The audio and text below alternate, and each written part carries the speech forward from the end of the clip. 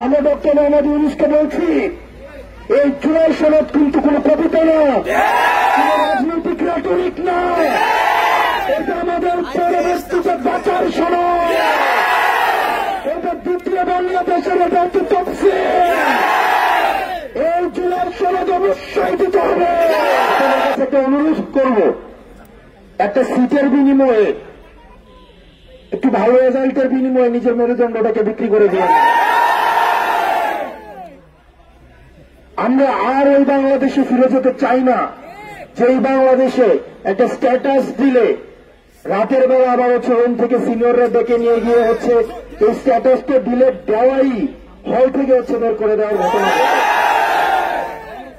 আমরা এই জায়গায় সচেতন থাকবো। আপনারা ঐক্যবদ্ধ থাকবেন, আপনারা ঐক্যবদ্ধ থাকবেন। মুক্ত চিন্তার পরিবেশটা উন্মুক্ত থাকুক। আমরা প্রশ্ন করব, বিমত প্রকাশের স্বাধীনতা আমরা নিশ্চিত করব। সবাই আমার সাথে একমত হবে, এটা কোনো মুখ্য না।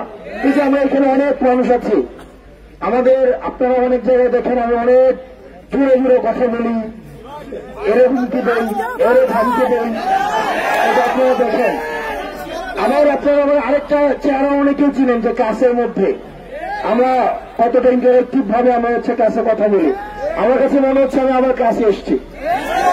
এই যে দেখেন আপনারা যে এখানে আছেন, অনেকে টুপি পরে আছে, অনেকে হিজাব আছে, অনেকের হিজাব নাই, অনেকের মেকআপ আছে, অনেকের মেকআপ নাই, অনেকের দাড়ি আছে, অনেকের দাড়ি নাই, অনেক হচ্ছে মুরগি পছন্দ করে, অনেক হচ্ছে মাছ পছন্দ করে। এইটাই ডাইভার্সিটি। আমাদের সোসাইটিতে সবগুলো এলিমেন্টস নিয়ে হচ্ছে আমাদের সোসাইটি গড়ে ওঠে। আমাদের সবাইকে নিয়ে আমাদের থাকতে হবে, সবাইকে নিয়ে আমাদের চলতে হবে। আমাদের এই যে মত পার্থক্যটা, এই মত পার্থক্যকে আমরা এন্টারটেইন করব। আমরা বিমত প্রকাশের স্বাধীনতাকে আমরা নিশ্চিত করব।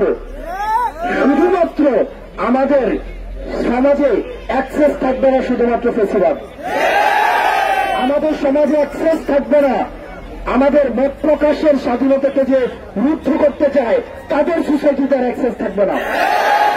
যারা নিকাপের যেমন স্বাধীনতা থাকবে, আবার কেউ যদি নিকাপ না করতে চায় সেটার স্বাধীনতা আমাদের সমাজে থাকতে হবে।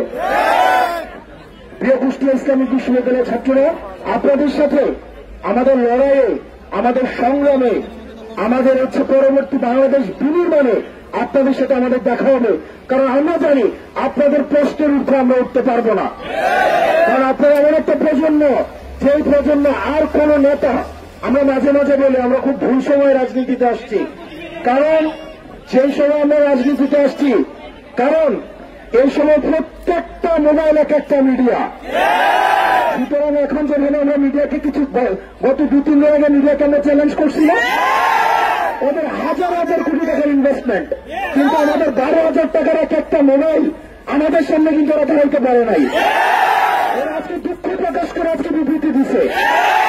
আমরা এক একটা মানুষ, এক একটা মিডিয়া, আমরা এক একটা মানুষ, এক একটা হচ্ছে সাংবাদিক, আমরা এক একটা মানুষ, এক একটা প্রশ্নকর্তা।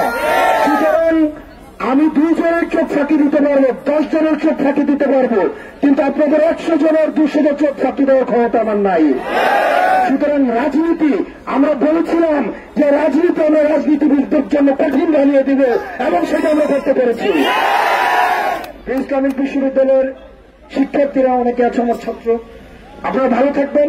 এবং আমাদের শেষে আমরা জুলাই সনদের জন্য আমরা 3 আগস্ট আবার শহীদ মিনারে মিলিত হব।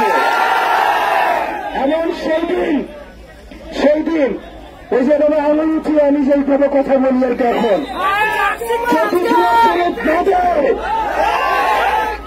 আমাদের আর পিছনে ফিরার কিন্তু কোনো জায়গা নাই।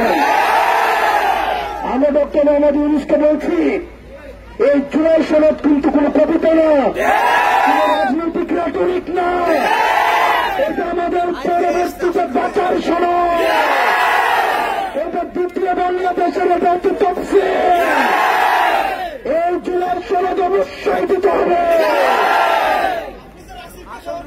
আমরা 3 আগস্ট ঢাকার শহীদ মিনারে আমরা মিলিত হব।